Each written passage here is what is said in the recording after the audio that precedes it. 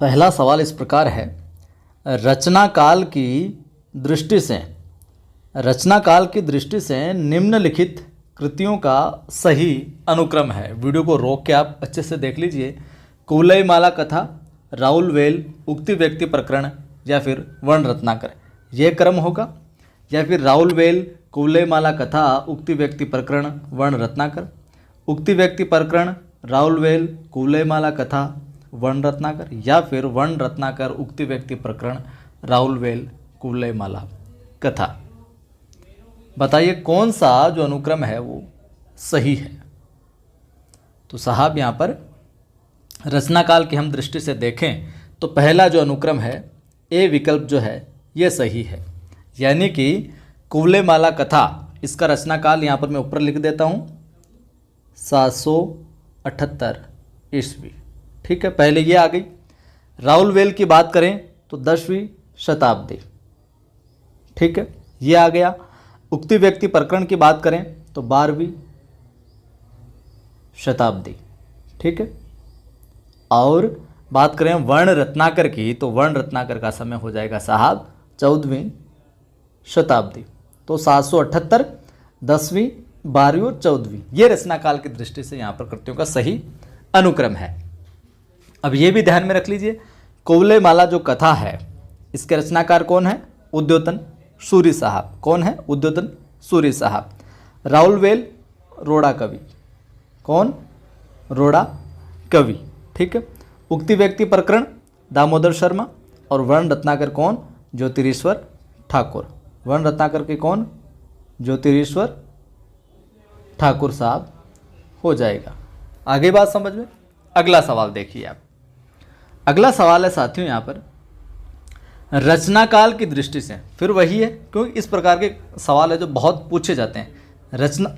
माफ करें, रचना काल की दृष्टि से निम्नलिखित ग्रंथों का सही अनुक्रम है। ये जो मैं ग्रंथ बता रहा हूँ ये बहुत ही प्रसिद्ध है और ये सवाल है जो कई बार पूछे गए हैं। तो रचना काल की दृष्टि से निम्नलिखित जो ग्रंथ इनका सही अनुक्रम बताना है। अनुराग बांसुरी, मृगावती, ज्ञानदीप या इंद्रावती। ज्ञानदीप, मृगावती, अनुराग बांसुरी या इंद्रावती। सी विकल्प है मृगावती, ज्ञानदीप, इंद्रावती, अनुराग बांसुरी। और चौथा विकल्प है इंद्रावती, मृगावती, ज्ञानदीप, अनुराग बांसुरी। बताइए, वीडियो रोक के आप अच्छे से सोच लीजिए क्या कुछ है रचना काल इनका। तो साहब यहां पर अपना उत्तर क्या हो जाएगा? सी विकल्प यहां पर सही हो जाएगा। मृगावती, ज्ञानदीप, इंद्रावती और अनुराग बांसुरी। यहां पर मैं लिख देता हूं, देखिए मृगावती जो है, मृगावती का लिखावट पे न जाइएगा आप। मृगावती का समय क्या है? 1501 देखने को मिलता है। ठीक है, ये हो गई मृगावती। ज्ञानदीप आता है इसके बाद में, ये ज्ञानदीप की बात करते हैं। ज्ञानदीप के समय की हम बात करें तो 1619 ईस्वी। 1600, तो ज्ञानदीप हो गया, मृगावती, ज्ञानदीप हो गया। इंद्रावती तीसरी कौन सी है? इंद्रावती। ये लीजिए साहब इंद्रावती। इंद्रावती के समय की हम बात करें तो 1744 ईस्वी। क्या? 1744। और फिर 4 नंबर पे क्या आती है? अनुराग बांसुरी रचना। ये अनुराग बांसुरी लीजिए साहब, अनुराग बांसुरी का 1764। तो मृगावती 1501, ज्ञानदीप 1619 और इंद्रावती 1744 और अनुराग बांसुरी 1764। ठीक है। मृगावती के रचनाकार की भी मैं बात करूं तो कौन है मृगावती के? कुतुबन। इनका भी सवाल है जो कूट वाले सवालों में कई बार पूछा जाता है। मृगावती, कुतुबन। और जो अपने ज्ञानदीप है शेख नबी साहब, शेख नबी हो जाएगा। इंद्रावती नूर मोहम्मद। ठीक है। और अनुराग बांसुरी भी नूर मोहम्मद। तो मृगावती, कुतुबन, ज्ञानदीप, शेख नबी, इंद्रावती, नूर मोहम्मद, अनुराग बांसुरी, नूर मोहम्मद। 1501, 1619, 1744, 1764। सी विकल्प यहाँ पर सही हो जाएगा साहब। अगला सवाल देखिए। अगला सवाल है आपके समक्ष यहाँ पर है, फिर वही है। रचनाकाल के अनुसार आपको निम्नलिखित जो काव्य कृति है इनका सही क्रम बताना है।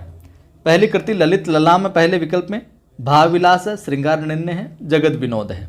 ललित ललाम श्रृंगार निर्णय, भाव विलास, जगत विनोद। ललित ललाम, जगत विनोद, श्रृंगार निर्णय, भाव विलास, और भाव विलास, ललित ललाम, श्रृंगार निर्णय, जगत विनोद। तीनों विकल्पों में ए बी सी के अंदर पहले ललित ललाम ललित ललाम ललित ललाम है, तो इसलिए सिमिलर लग रहा है, तो इसलिए आपको सही रचनाओं का जो रचना काल है कम से कम 2-3 का तो आपको पता होना ही चाहिए। बताइए कौन सा विकल्प सही होगा।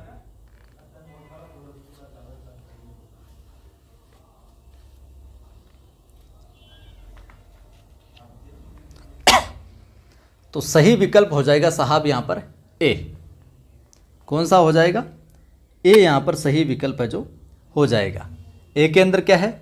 ललित ललाम है, भाव विलास है, श्रृंगार निर्णय है और जगत विनोद है। ठीक है, ये ए विकल्प यहाँ पर सही हो जाएगा। अब इनका क्रम देखते हैं। जो रचना काल है, प्रकाशन वर्ष है, ललित ललाम का है 1664। ललित ललाम का कितना है? 1664 ईस्वी। ठीक है, बात करें भाव विलास की, तो भाव विलास का है 1689। ये 1689 ईस्वी लीजिए साहब। श्रृंगार निर्णय की बात करें 1750 देखने को मिलता है। ठीक है, और आगे है जो अपने जगत विनोद, इसका पूरी तरीके से देखने को मिलता नहीं है, लेकिन ये इनके बाद की रचना है। तो ये क्रम देख लीजिए आप, 1664, 1689, 1750, ये मिल गया तो आगे वाला सेट हो जाएगा। अब इनके जो रचनाकार है वो भी आप देख लीजिए। ललित ललाम किसकी है? रचनाकार कौन है?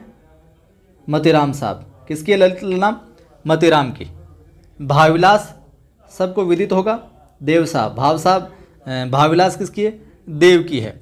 श्रृंगार निर्णय कई बार पूछ गई, सिंगल भी पूछा जाता है भिखारीदास की। कई बार सवाल सिंगल का भी बनता है कि श्रृंगार निर्णय के रचनाकार कौन है, भावविलास के रचनाकार कौन है, ललित ललाम के लेखक कौन है। तो ललित ललाम मतीराम, भावविलास देव की है, श्रृंगार निर्णय भिखारीदास की है। जगत विनोद पद्माकर भट्ट साहब। कौन? पद्माकर भट्ट की है, ये पद्माकर भट्ट की है। और जो देव साहब है, इनका मूल नाम क्या था? देवदत्त था।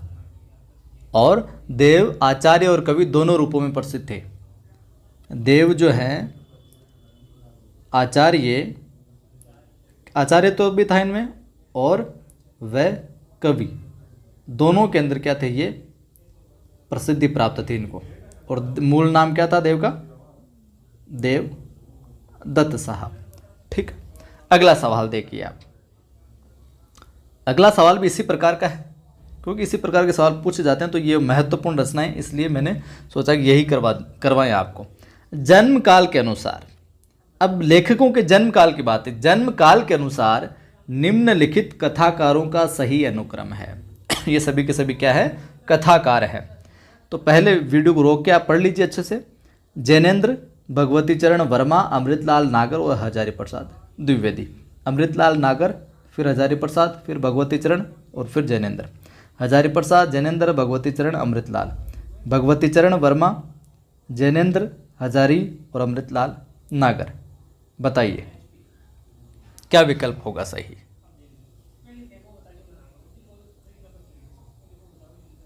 तो सही उत्तर हो जाएगा साहब अपना क्या? डी। डी विकल्प यहाँ पर सही हो जाएगा। अब डी विकल्प कैसे होगा सही साहब? हमने क्या बात की? जन्म काल के अनुसार जो लेखक हैं, रचनाकार, कथाकार जो हैं, इनके की जन्म काल को देखना है। तो डी विकल्प में क्या है? भगवती चरण वर्मा। भगवती चरण वर्मा की हम बात करें तो 1903 से 1981 ये जन्म मृत्यु का। 1903 से लेकर क्या है? 81 तक। ठीक है, बात करें जैनेन्द्र महोदय की, अपने 1905 से 88 मिलता है। 1905 से 1988 हो गया। हजारी प्रसाद द्विवेदी की बात करें, सबको पता होगा 1907 से 1979 तक देखने को मिलता है। 1907 से, ठीक है। और अमृतलाल साहब का हो जाएगा 1916। अगर आपको इनका जन्म भी पता रहता, केवल जन्म भी पता हो तो भी मामला सेट हो जाएगा जन्म के अकॉर्डिंग। जन्म काल ही पूछा है तो केवल मृत्यु नहीं पता हो तो जन्म 1903, 1905, 1907 और 1916 हो जाएगा। ठीक है, तो ये तो थे आज की वीडियो में ये सवाल। अब मैं पूछता हूँ आपसे कुछ 1-2 सवाल और। हम यहाँ पर बात करें तो सवाल है आपके लिए, सवाल आप कमेंट करके बताना।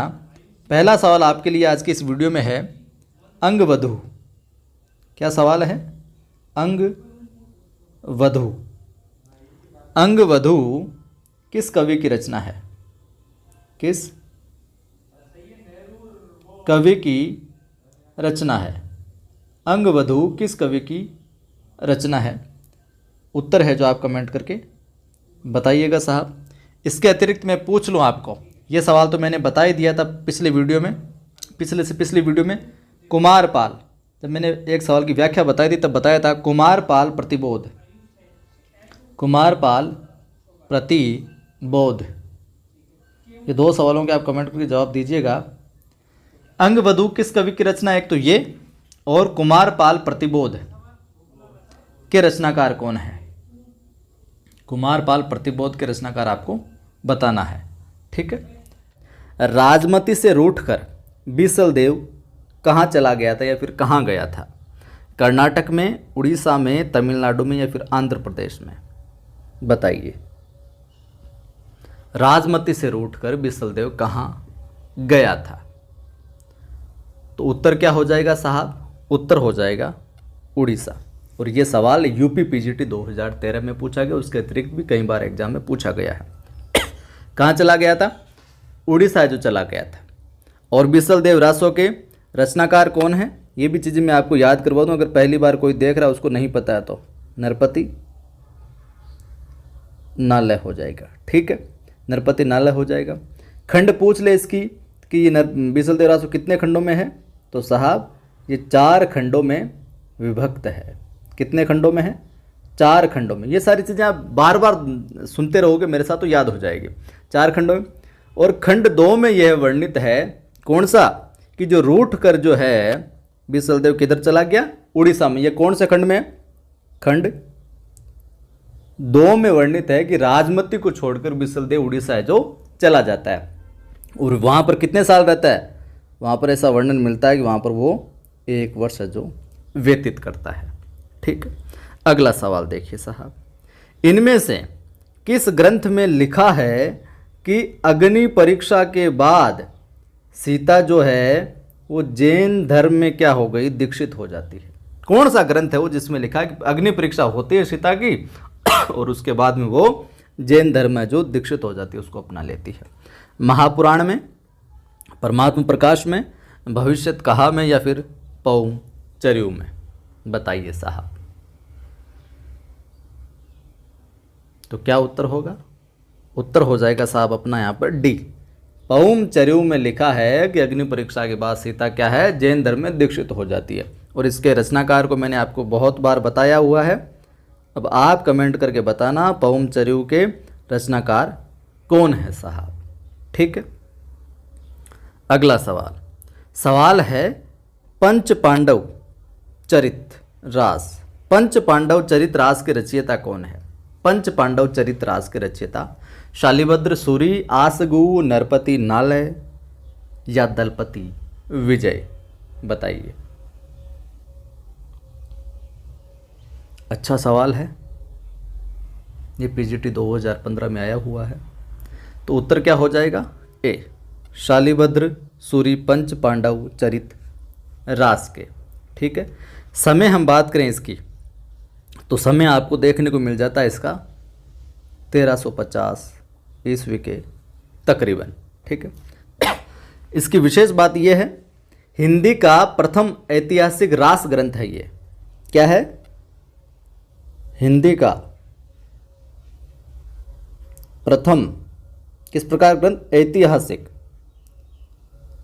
हिंदी का प्रथम ऐतिहासिक रास ग्रंथ। हिस्टोरिकल में भी किस प्रकार? कौन सा? रास। ऐतिहासिक रास ग्रंथ है ये ध्यान में रखना। इसमें इतिहास से संबंधित है। जो पंच पांडव चरित प्रथम ऐतिहासिक अपने रास ग्रंथ है ये जो हो जाएगा साहब। और गणपति चंद्र गुप्त ने, फिर रिमाइंड करवा देता हूँ आपको, मैं याद करवा देता हूँ, गणपति चंद्र गुप्त ने शालिभद्र सूरी को हिंदी का प्रथम कवि माना है। किसने? गणपति साहब ने, गणपति चंद्र गुप्त ने क्या हिंदी का जो प्रथम कवि वो है, इसको माना है, ठीक है। और इनके द्वारा रचित अन्य ग्रंथ भी है, कौन सा? भरतेश्वर बाहुबली रास। भरतेश्वर बाहुबली रास। भरतेश्वर बाहुबली रास के मैं विषय में आपको बताऊं तो भरतेश्वर जो बाहुबली है, ये भरतेश्वर और बाहुबली की दोनों की कथा है इसके अंदर, ठीक है। आगे देखिए साहब, आगे हम बात करें अगले सवाल की, तो अगला सवाल हमारा इस प्रकार है, आदिकाल में किस प्रकार का साहित्य लिखा जा रहा था? देखिए अब की बार थोड़ा सा पाठ्यक्रम जो विस्तृत है, तो विशेषताओं से संबंधित सवाल जो है आपको ज़्यादा देखने को मिलेंगे साहब। हर काल की विशेषता आपको ध्यान में होनी चाहिए। तो आदिकाल में किस प्रकार का साहित्य जो लिखा जा रहा था? जनजीवन से हटकर राजाओं की वीरता का अतिरंजित वर्णन, या कृष्ण भक्ति पर आधारित काव्य, या निर्गुण उपासना, या इनमें से कोई नहीं? किस प्रकार का साहित्य लिखा जा रहा था साहब आदिकाल में? तो क्या उत्तर हो जाएगा? उत्तर हो जाएगा अपना ए, जनजीवन से हटकर राजाओं की वीरता का क्या अतिरंजित वर्णन है जो आदिकाल में मिल रहा था आपको, क्योंकि कृष्ण भक्ति शाखा भी यहाँ से निर्गुण वाली नहीं है। तो ये हो गई बात। यहाँ पर क्या था कि आदिकाल के जो कवि ज़्यादा चारण कवि कहे जाते हैं, ये क्या अपने जो आश्रयदाता थे उन राजाओं की प्रशंसा अतिशयोक्तिपूर्ण है जो क्या करते थे, कुछ ने वास्तविकता में भी कहा है, ठीक। अगला सवाल है, ये भी इसी प्रकार का है, अमीर खुसरो की पहेलियाँ और मुकरियाँ, पहेलियाँ भी लिखी मुकरियाँ भी लिखी, इनका क्या उद्देश्य रहा? अमीर खुसरो की पहेली और मुकरियों क्या उद्देश्य है? पृथ्वीराज चौहान की वीरता का वर्णन करना था, या अलाउद्दीन और अमीर के युद्धों का वर्णन करना था, या मनोरंजन के माध्यम से लोक व्यवहार की शिक्षा देना था, या फिर कोई उद्देश्य नहीं इनमें से? तो क्या होगा उत्तर? बताइए जरा सोच के। उत्तर हो जाएगा साहब अपना सी। इन्होंने क्या किया, अमीर खुसरो ने जो भी साहित्य सृजना की, उनमें जो पहेलियाँ और मुकरियाँ लिखी, उनमें मनोरंजन करना तो था ही था ये एक माध्यम, लेकिन मनोरंजन के साथ साथ में लोक व्यवहार की शिक्षा भी देखने को मिलती है आपको। अब मारवाड़ी में कहवा ना अपने बडेरा है जो डोकरा पूछे के लतन पाली पूछूँ मैं, पाली में तो वही पहेली। और सेकंड थर्ड की क्लासों में किताबों में कुछ पहेली देखने को मिलती है आपको। तो पहेलियों का और मुकरियों का उद्देश्य क्या रहा? मनोरंजन के माध्यम से एंटरटेनमेंट तो होता ही है, साथ साथ में लोक व्यवहार की शिक्षा देना भी इनका उद्देश्य रहा था। बहुत अच्छा सवाल है ये। अगला सवाल है, रासो ग्रंथ किस भाषा में लिखे गए थे? जितने भी रासो ग्रंथ लिखे गए थे वो किस भाषा में है जो लिखे गए थे? खड़ी बोली, अवधी, ब्रज भाषा, या डिंगल पिंगल? ज़्यादातर। तो बताइए क्या हो जाएगा उत्तर? आसान है ये तो। उत्तर हो जाएगा डिंगल पिंगल। रासो ग्रंथ किस भाषा में लिखे गए? डिंगल और पिंगल में। आ गई बात समझ में? चलिए, वहीं इनके विषय में ये भी पूछ लिया जाता है, अपभ्रंश। आप ध्यान में रखना थोड़ा सा, अपभ्रंश को प्लस कर देते हैं किससे? अपभ्रंश धन ब्रज भाषा। अपभ्रंश धन ब्रज भाषा, ये तो क्या हो जाएगी? ये कहलाई पिंगल। इसमें अपभ्रंश और ब्रज भाषा का पुट हो वो तो क्या? पिंगल। और वहीं अपभ्रंश एक तरफ और यहाँ पर राजस्थानी वाला मामला आ जाए तो वो क्या कहलाई? डिंगल। ठीक है, अपभ्रंश ब्रज भाषा पिंगल, अपभ्रंश राजस्थानी डिंगल। ठीक, आगे देखिए साहब, अगला सवाल आसान सवाल है लेकिन ये कई बार अलग अलग तरीकों से पूछा गया है। विद्यापति के पद किस भाषा में रचित है? विद्यापति के जो पद हैं वो किस भाषा में है? पहाड़ी, मैथिली, अवधी, या फिर पिंगल? बताइए साहब, किस लैंग्वेज में है वो? तो यहाँ पर उत्तर क्या हो जाएगा अपना? उत्तर हो जाएगा सीधा सीधा बी। विद्यापति की पदावली भी गई है, आती कि विद्यापति की पदावली रचित है या विद्यापति के पद, इस तरीके से, तो बी मैथिली में। ठीक है, और विद्यापति बिहार के थे और इनकी जो रचित जो ग्रंथ है, एक तो पदावली हो जाता है, एक कीर्ति लता हो जाता है, एक कीर्ति पताका हो जाता है। ये प्रसिद्धि है विशेष इनकी उपलब्धि। वहीं कीर्ति पताका और तथा जो कीर्ति लता है इसकी भाषा क्या थी? अवहट। अवहट हो जाएगी अपने किसकी? एक तो हो जाएगी अपने कीर्ति लता और एक हो जाएगी क्या? कीर्ति पताका। कीर्ति लता और दूसरी क्या हो जाएगी?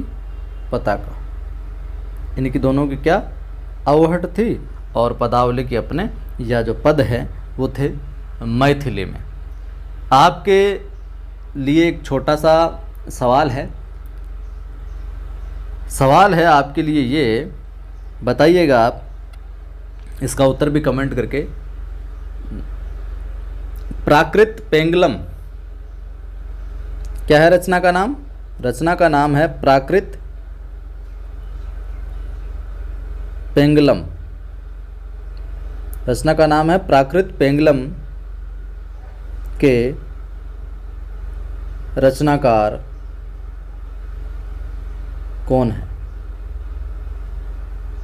प्राकृत पेंगलम के रचनाकार कौन है साहब? ये इसका उत्तर कमेंट करके आप बताना। हेमचंद्र है, स्वयंभू है, वंशीधर है, विद्यापति है, शुक्ल है, हजारी प्रसाद है, कौन है वो आप कमेंट करके बताना। प्राकृत पेंगलम के रचनाकार कौन है साहब? उपदेश रसायन रास के लेखक हैं। उपदेश रसायन रास के लेखक हैं कवि विद्याधर, शारंगधर, धनपाल या फिर जिन्नदत्त सूरी? बताइए साहब। तो उपदेश रसायन रास के लेखक कौन हो जाएंगे अपने? ये हो जाएंगे जिन्नदत्त सूरी महोदय। डी विकल्प यहाँ पर सही होगा। और यह 12वीं शताब्दी में रचित जैन रास परंपरा का ग्रंथ है। किस शताब्दी में? 12वीं शताब्दी में रचित जैन रास परंपरा का। ठीक है मामला। अगला सवाल देखिए। अगला सवाल है जम्बू स्वामी रास। क्या? जम्बू स्वामी रास के रचयिता हैं धर्म सूरी, हेमचंद्र सूरी, शालिभद्र सूरी या फिर जिनदत्त सूरी? तो उपदेश रसायन रास ऊपर वाले सवाल में तो अपने क्या हो जाएगा? जिनदत्त सूरी हो जाएगा। और जम्बू स्वामी रास के रचयिता कौन हो जाएंगे यहाँ पर? धर्म सूरी। कौन हो जाएंगे? धर्म सूरी। और शालिभद्र सूरी जो है इन्होंने पंच पांडव चरित तथा जिनदत्त सूरी के अपने उपदेश रसायन रास जो है वो। जिनदत्त सूरी का क्या हो जाएगा? उपदेश रसायन रास। जम्बू स्वामी का हो जाएगा धर्म सूरी। और जो शालिभद्र सूरी है ये अपने इनका क्या हो जाएगा? पंच पांडव चरित। ठीक है। अगला देखिए। अगला सवाल है निम्नलिखित में से कौन सी विशेषता लोक साहित्य में नहीं होती है? निम्नलिखित में से कौन सी विशेषता लोक साहित्य में नहीं होती है? इसमें शास्त्रीयता होती है, मौखिक होता है ये लोक साहित्य, यह परंपरा में प्रचलित रहता है या फिर इसमें सहजता और स्वाभाविकता होती है? तो क्या उत्तर होगा? ए उत्तर हो जाएगा यार। इसमें शास्त्रीयता होती है। सवाल क्या था? निम्नलिखित में से कौन सी विशेषता लोक साहित्य में नहीं होती? तो लोक साहित्य में ये विशेषता है जो नहीं होती। बाकी ये मौखिक होता है, ये परंपरा में प्रचलित रहता है, इसमें सहजता और स्वाभाविकता रहती है, और जो लोक साहित्य होता है इसकी जो भाषा शिष्ट और साहित्यिक भाषा न होकर साधारण जन की भाषा होती है। किस प्रकार की भाषा होती है इसमें? इसमें होती है साहब साधारण जन की भाषा देखने को मिलती है हमें, न कि साहित्यिक। ठीक है, साधारण जन की भाषा देखने को मिलती है। अगला सवाल है स्वयंभूकृत पौमचर्यू की कथा किससे संबद्ध है? स्वयंभूकृत पौमचर्यू की जो कथा है वो किससे संबद्ध है? कृष्ण कथा से, राम कथा से, बौद्ध कथा से या फिर शक्ति कथा से? बताइए साहब। बहुत अच्छा सवाल है ये, कई बार पूछा गया है। उत्तर हो जाएगा राम कथा से। बी विकल्प यहाँ पर सही होगा। ठीक है। और ये शंभुकृत जो पयम चरिऊ रामकथा है, ये रामकथा पर आधारित अपभ्रंश का महाकाव्य है। किसका है? अपभ्रंश का। पहला फैक्ट ध्यान में रखना है, अपभ्रंश का महाकाव्य। ठीक है। और इसमें बात करें पदों की तो 12,000 पदों का जिक्र है जो आता है। कितने पद? 12,000 पद है जो देखने को मिलते हैं। जैन मत में राम के लिए पदम शब्द प्रयुक्त होता है। जो जैन मत है, जैन मत में राम के लिए क्या? पदम शब्द है जो काम में लिया जाता है। पदम शब्द है जो प्रयोग में लिया जाता है जैन मत में। किसके लिए? राम के लिए। ये चीज़ है भी ध्यान में रखिएगा आप। और इसीलिए शंभु ने रामायण को पदमचरित कहा है। क्या कहा है? पदमचरित। पदमचरित या पौमचर्यु, या यूँ कहें पौमचर्यु जो है इसका नाम आप पदमचरित भी है जो कह सकते हैं। इसको पदमचरित भी है जो कह सकते हैं। पौमचर्यु को पदमचरित भी है जो कह सकते हो। राम कथा पर आधारित है ये कथा, इससे संबद्ध है। और शंभु को आपको पता ही है अपभ्रंश का वाल्मीकि कहा जाता है। अगला सवाल देखिए। अगला सवाल है ढोला मारूरा दोहा। ढोला मारूरा दोहा किस क्षेत्र का लोकप्रिय लोक भाषा काव्य रहा है? ढोला मारूरा दोहा किस क्षेत्र का लोकप्रिय लोक भाषा काव्य रहा है? महाराष्ट्र, राजस्थान, उत्तर प्रदेश या फिर गुजरात? किसका रहा है बताइए। तो क्या उत्तर हो जाएगा यहाँ पर? सी, माफ़ कीजिए बी, राजस्थान का ये है जो रहा है। राजस्थान का लोकप्रिय लोक भाषा का काव्य है जो रहा है। और इसके समय की बात करें तो ये 11वीं शताब्दी में ही किस में रचा था? दोहा छंद में। ढोला मारूरा दोहा दोहा छंद में रचित 11वीं शताब्दी का लोक भाषा काव्य है ये। इसे हम इस तरीके से कह सकते हैं, लोक भाषा काव्य, ये कहकर हम इसे संबोधित कर सकते हैं, लोक भाषा काव्य। और इसके अंदर ढोला राजकुमार कौन है? अपने इसमें राजकुमार तो हो जाएगा ढोला, और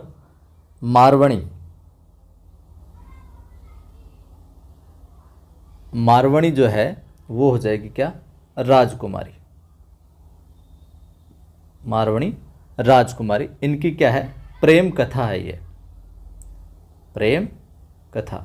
ढोला मारूरा दोहा ढोला और मारवणी की क्या है? प्रेम कथा है साहब। अगला सवाल देखिए। जयदेव के गीत गोविंद, जो जयदेव साहब का गीत गोविंद है, का विशेष प्रभाव किस कवि पर माना जाता है?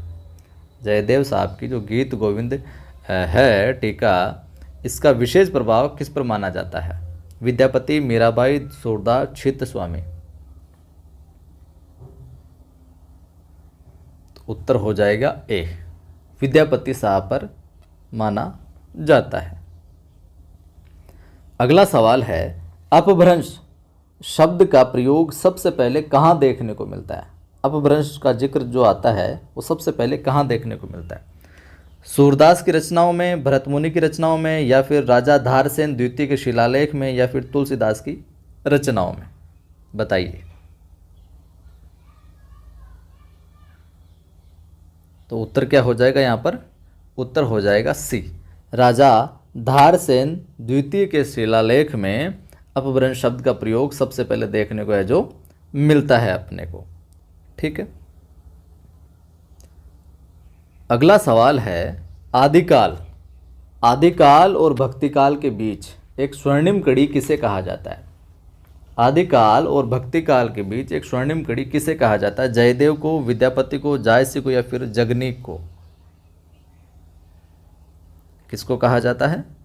विद्यापति महोदय को आदिकाल और भक्तिकाल के बीच की जो एक स्वर्णिम कड़ी है जो कहा जाता है। और इनके विषय में कीर्तिलता, कीर्ति पताका और जो पदावली है, इनकी प्रसिद्ध रचनाएं हैं। और मैथिली में रचना करने के कारण इनको क्या कहा जाता है? मैथिल कोकिल भी कहा जाता है। और इनकी कौन कौन सी उपाधियाँ हैं, कौन कौन से उपनाम है, वो आप कमेंट करके बताना। कीर्तिलता कीर्ति सिंह से संबंधित एक प्रशस्तिपरक ग्रंथ है इनका, और अवहटका है इसके अंदर देखने को मिलता है आपको भाषा इसकी, और पदावली जो है वो मैथिली में है ही, और कीर्तिलता की भाषा और इनकी क्या है, अवहट देखने को मिलती है। बसो मेरे नैनन में नंदलाल किसकी पंक्ति है? बसो मेरे नैनन में नंदलाल किसकी पंक्ति है? सूरदास, नंददास, मीराबाई या कृष्णदास? आसान सवाल है। तो पंक्ति किसकी है ये? सी, मीराबाई की है। बसो मेरे नैनन में नंदलाल। आगे हम देखें अगर सूरदास की प्रमुख पंक्ति, तो ये एक देखने को मिलती है, लरिकाई लरिकाई को प्रेम कहो, लरिकाई को प्रेम कहो, अली कैसे करी के छूटत, अली कैसे करी के छूटत, ध्यान में रखिएगा आप। तो बसो मेरे नैनन में नंदलाल तो मीराबाई की हो गई। लरिकाई को प्रेम कहो, अली कैसे करी के छूटत, सूरदास साहब की। वहीं हम कृष्णदास साहब जो है, इनकी पंक्ति की अगर बात करें तो इनकी पंक्ति हो जाएगी, कंचन मणि मरकत रस ओपी। ये भी एक बहुत प्रसिद्ध पंक्ति है इनकी, कंचन मणि। नोट करना चाहें तो कर सकते हैं, या फिर आप ध्यान रख लीजिए इसे, कंचन मणि मरकत रस ओपी, कंचन मणि मरकत रस ओपी, नंद सुवन के सगम सुख कर, अधिक विराजती गोपी। ठीक है, ये पंक्तियां आप ध्यान में रखिएगा। अगला सवाल देखते हैं। गौड़ीय संप्रदाय के संस्थापक हैं। गौड़ीय संप्रदाय के संस्थापक कौन है? हरिदास निरंजनी साहब, लालदास साहब, हित हरिवंश या फिर चैतन्य महाप्रभु? बताइए साहब। गौड़ीय संप्रदाय के, आसान है ये, बहुत बार पूछा गया है। चैतन्य महाप्रभु क्या हो जाएगा? चौथा विकल्प यहाँ पर सही हो जाएगा। तो चैतन्य महाप्रभु तो अपने गौड़ीय संप्रदाय के हो जाएंगे। बात करें हम जो अपने लालदास साहब है, लालदास साहब का कौन सा? लालपंथ हो जाएगा। और बात करें हित हरिवंश साहब की, तो राधा वल्लभ संप्रदाय। ठीक है, और स्वामी हरिदास अपने सखी संप्रदाय। ठीक, अगला सवाल देखिए। रुद्र संप्रदाय की स्थापना की थी। रुद्र संप्रदाय की स्थापना किसने की? रुद्र स्वामी ने, श्री स्वामी ने, विष्णु स्वामी या फिर निम्बार्काचार्य? यह प्रश्न भी कई बार पूछा गया है। रुद्र संप्रदाय की स्थापना किसने की? तो उत्तर हो जाएगा विष्णु स्वामी साहब ने। तो रुद्र संप्रदाय की स्थापना तो की विष्णु स्वामी साहब ने, और इनका जो दर्शन था वो था शुद्धाद्वैतवाद। जबकि जो सनकादिक संप्रदाय है, इसकी स्थापना की थी निम्बार्काचार्य ने। इन्होंने किसकी की थी? सनकादिक। निम्बार्काचार्य साहब ने किसकी की थी? सनकादिक संप्रदाय की। और इनके गुरु का नाम था नारद मुनि, और इनका दर्शन था द्वैतवाद। निम्बार्का जो अपने आचार्य हैं, दर्शन क्या हो जाएगा? द्वैतवाद। ठीक है, अगला सवाल देखिए आप। वीडियो को लाइक शेयर नहीं किया तो कर दीजिए आप अभी। रस खान कवि का वास्तविक नाम था, बताइए। आसान है, नसीम खान, अली मोहम्मद, अब्दुल या फिर सैयद इब्राहिम?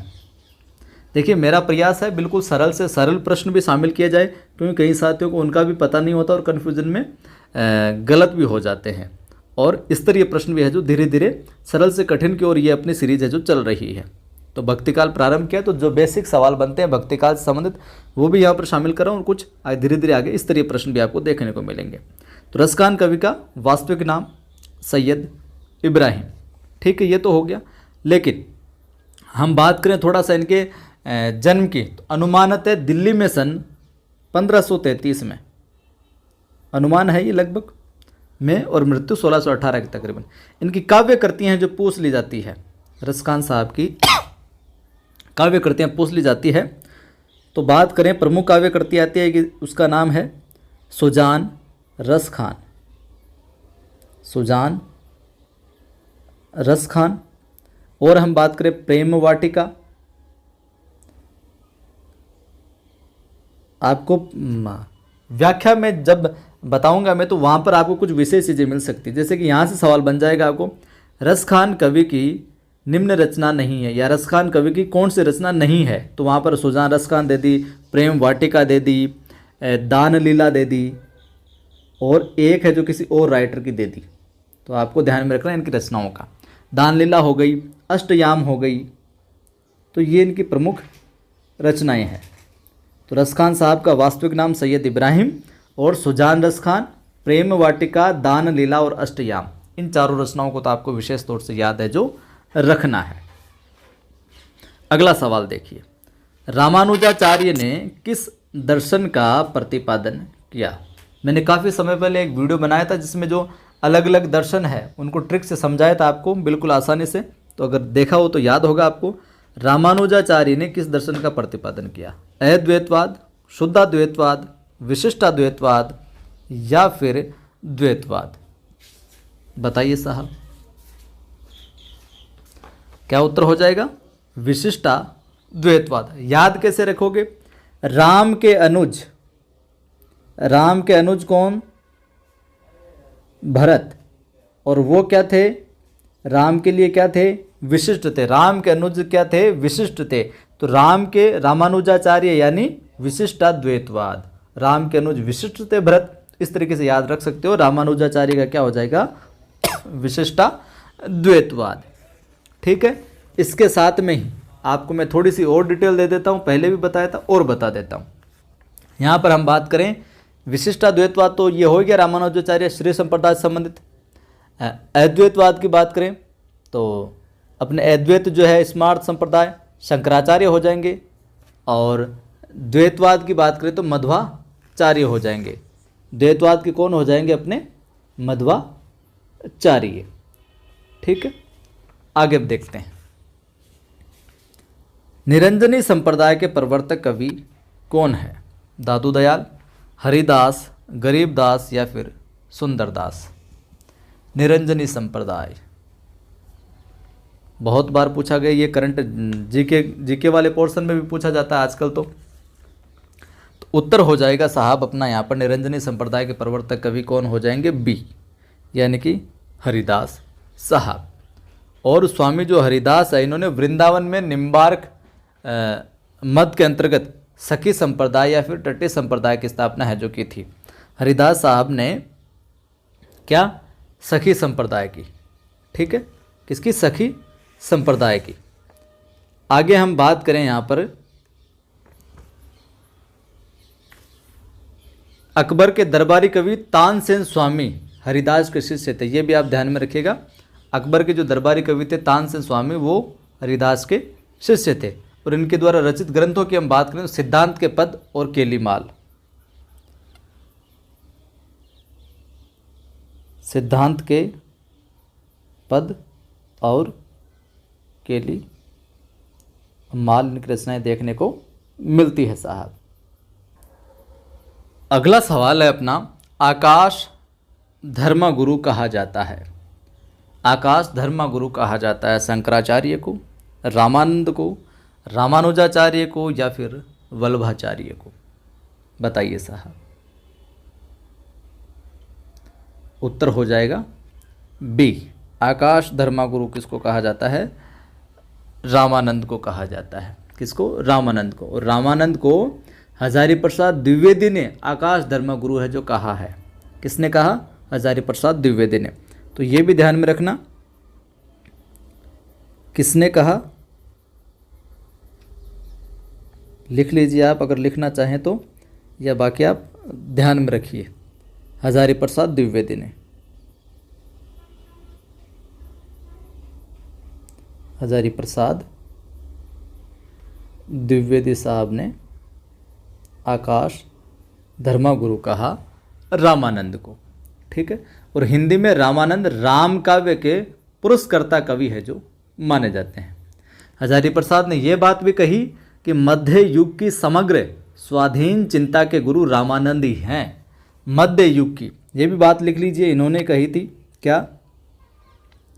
मध्य युग की, मध्य युग की समग्र स्वाधीन चिंता के, समग्र स्वाधीन चिंता के, मध्य युग की समग्र स्वाधीन चिंता के गुरु रामानंद ही थे। गुरु कौन थे? रामानंद ही थे। ये बात भी इनके विषय में कौन कहते हैं? हजारी प्रसाद द्विवेदी। प्रमुख ग्रंथों की बात करें तो सुन लीजिए, इनके ग्रंथ है श्री रामार्चन पद्धति, योग चिंतामणि, राम रक्षा स्त्रोत और आनंद भाष्य। और रामानंद ने रामावत संप्रदाय की स्थापना भी की थी। किसकी? रामावत। ठीक है। उनका एक ग्रंथ और मिलता है वैष्णव मताब्ज भास्कर, वैष्णव मताब्ज भास्कर, ये ग्रंथ भी इनका है जो मिलता है। तो ये थे आज की इस वीडियो में भक्तिकाल के सवालों का सिलसिला हमने प्रारंभ किया है। तो वीडियो अच्छा लगा तो फिर वीडियो को लाइक कीजिए, सभी दोस्तों के साथ सभी ग्रुप में शेयर कीजिए ताकि वो भी जुड़कर इसका लाभ ले सके। बिल्कुल निःशुल्क रूप से ग्रेड फर्स्ट और सेकंड का अपने पाठ्यक्रम चल रहा है यहाँ पर। और जो पीडीएफ है कहानियों के फर्स्ट ग्रेड की, एक तो मैंने पहले अपलोड कर भेज दी थी टेलीग्राम पर, और बाकी की जो है वो मैं टेलीग्राम पर डाल दूंगा उनको आज। और पहली बार देख रहे हैं जिनको सब्सक्राइब कीजिए, घंटे वाले निशान पर क्लिक कीजिए ताकि हर वीडियो की सूचना मिलती रहे।